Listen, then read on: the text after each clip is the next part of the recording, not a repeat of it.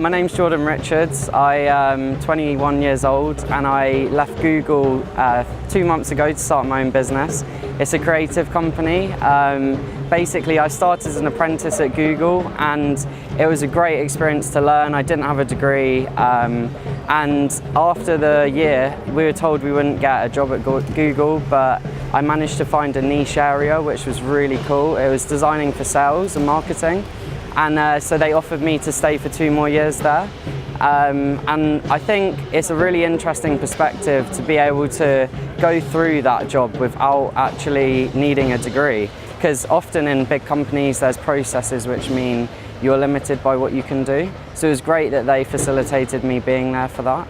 And then recently been managing to continue to work with Google.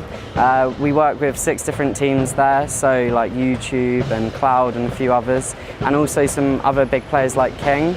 And we found that it's a really interesting way to work as a partner with big businesses. And we've seen that there's good investment in working with creative partners outside of the business. It's a great way that you can scale a team without them having to get resource from inside the business. And it's been really good for me to be able to build a small team.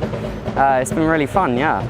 It's a really interesting space at the moment. People are still very undecided in how much budget should go to TV, how much they should spend on digital. But one thing that's consistent is that they have a big creative agency that creates amazing campaigns for them.